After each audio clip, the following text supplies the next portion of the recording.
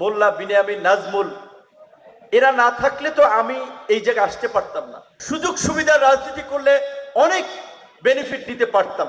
মোল্লা বিনিয়ামিন আমার চেয়ে বেশিবার জেল খাটছে, তার সাথে ছাত্র দলের নেতারা তো জেলে গেছে, শিবিরের লোকেরা তো জেল তাদের জন্য নিয়মিত কাজ, রুটিন কাজ হয়ে গিয়েছিল, কারণ তাদেরকে ধরে জেলে টেলে দিতই। অনেকে বলে আসছে আমাকে, ভাই মোল্লারে যে কষ্টে রাখছে, ফাঁসির ছেলে রাখছে মানসিক যন্ত্রণা দেওয়ার জন্য, যাতে ও বাইরে রাজনীতি ছাইড়া দেয়। তো এই রাষ্ট্র পুনর্গঠনের আলোচনা হচ্ছে, আলাপ হচ্ছে। কাজী জুলাই আপনারা যেভাবে দল মত নির্বিশেষে ফ্যাসিস্টের পতন এবং নতুন বাংলাদেশের স্বপ্ন নিয়ে আপনারা রাজপথে ঐক্যবদ্ধ ভাবে লড়াই করেছিলেন, আগামীর বাংলাদেশ বিনির্মাণে এই ভঙ্গুর রাষ্ট্রকে পুনর্গঠন করার জন্য আপনাদের আওয়াজটা জারি রাখতে হবে। আজকে কেন 11 মাসে কলেজ বিশ্ববিদ্যালয়গুলোতে ছাত্র সংসদ নির্বাচন হয় নাই? RICL TMX, যুগের পর যুগ স্থাপনা থাকে মজবুত। ছাত্র সংসদ নির্বাচন যদি হতো, আপনাদের নিশ্চয়ই আপনারা জানেন, আপনাদের কলেজের ঢাকা কলেজ বাংলাদেশের প্রায় 200 বছর একটা পুরানো কলেজ, তার একটা ঐতিহ্য আছে, ইতিহাস আছে।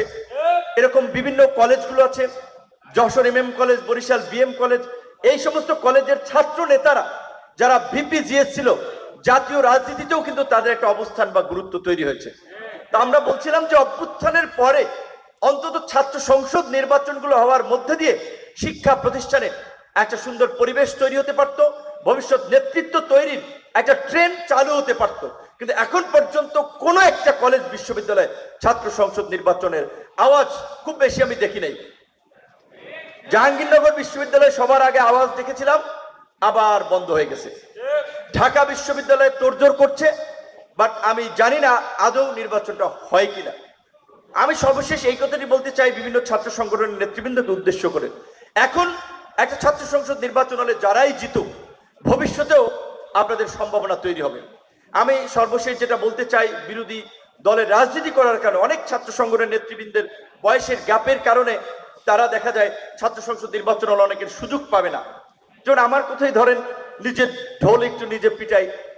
এই কোটা সংস্কার আন্দোলনের তো আমরা ওয়ান অফ দ্য পাইওনিয়ার ছিলাম। তাহলে ওই যে বলা আছে, ফুটবলের 90 মিনিট খেলার মতো 80 মিনিট আপনি যতই দৌড়াদৌড়ি করেন, যতই বল পাস করেন, কৌশলে খেলেন, শেষে যদি সারাদিন যার খোঁজ নাই একজনে গোল দিয়ে দিতে পারে, মানুষ কিন্তু তাকে নিয়ে একটু মাতামাতি করে যে গোলটা হয়ে গেছে। এখন কিছু করার নাই।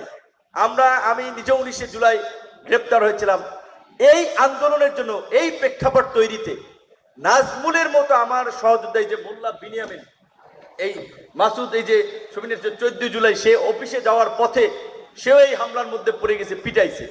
মোল্লা বিনিয়ামিন আমার চেয়ে বেশিবার জেল খাটছে, তার সাথে ছাত্র দলের নেতারা তো জেলে গেছে, শিবিরের লোকেরা তো জেল তাদের জন্য নিয়মিত কাজ, রুটিন কাজ হয়ে গিয়েছিল, কারণ তাদেরকে ধরে জেলে টেলে দিতই।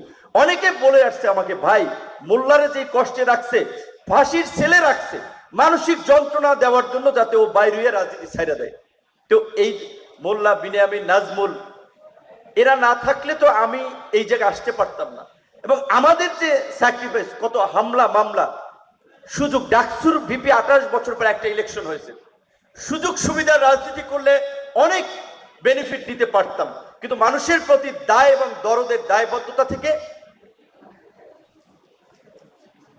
আমরা লড়াইটা চালিয়ে গেছি, আমরা কোনো কম্প্রোমাইজ করি নাই। কিন্তু আমরা কি জুলাইয়ের পরে আমরা নিজেরাই বা কতটুকু মূল্যায়িত হয়েছি? তারপর আমরা বিশ্বাস করি যে আমরা রাজনীতি করতেছি, টুডে টুমরো আমরা মূল্যায়িত হব। সো এই জন্য বলছি যে ছাত্র সংসদের বিরোধী দলের সাথে সম্পৃক্ত থাকায় অনেকের ছাত্র সংসদের সুযোগ না হলেও আপনাদের যে অবদান এই জুলাইয়ের কারণে জাতীয় রাজনীতিতে আপনাদের জন্য ভালো সম্মানজনক জায়গা ভবিষ্যতে তৈরি হবে। কিন্তু সবাই ছাত্র সংসদ নির্বাচনটার বিষয়ে আপনারা একটু ঐক্যবদ্ধভাবে আওয়াজ তুলুন। আজকে আমি সত্যিকার অর্থে বক্তব্য দিতে গেলে আশপাশে ওরা থাকলো অনেক সময় ইমোশনাল হয়, যেমন ওরা এই মাসুদ 2018 সাল থেকেই আমার সাথে ছিল, নোমান, নাহিদ, এই গোপালগঞ্জ ছিল, মুজাহিদ ওর বাড়ি গোপালগঞ্জ, কিন্তু ওরা ছাত্র অধিকার পরিষদ করতো গোপালগঞ্জ থেকে, চাপাই। তো আমার সাথে কিছু ছাত্র তরুণরা ছিল বিধায় কিন্তু আমার সাহসটা ছিল, নাহলে তো আমি একা একা যেতে পারতাম না। এবং সত্যিকার অর্থে আমি যেমন ঢাকা বিশ্ববিদ্যালয় থেকে তৈরি হয়েছি, আমি মনে করি আমি ঢাকা বিশ্ববিদ্যালয়ে ইংরেজি বিভাগে পড়েছি, ইংরেজি বিভাগের সাহিত্য কিছুটা আমাকে এনকারেজ করেছে প্রতিবাদী হতে, বিপ্লবী হতে। ঠিক একইভাবে আমাকে সাহস এবং শক্তির জায়গা থেকে বিশেষ করে ঢাকার এই 7টা কলেজের শিক্ষার্থী ভাই বন্ধুদের অনেক অনুপ্রেরণা ছিল, অনেক সহযোগিতা ছিল, কারণ তারা না থাকলে ঢাকা বিশ্ববিদ্যালয়ের শিক্ষার্থীরা হলে ছিল, নানান কারণে সবসময় আন্দোলন সংগ্রামে আসতে পারতো না। কিন্তু 7 কলেজের বিশেষ করে ঢাকা কলেজ, কবি নজরুল, কয়েকটা কলেজের শিক্ষার্থীরা সবসময় আমার সাথে টিম ওয়াইজ ছিল। সো তাদের প্রতি আমার কৃতজ্ঞতা। আশা করি তারা অবশ্যই ভবিষ্যতে মূল্যায়িত হবে। এবং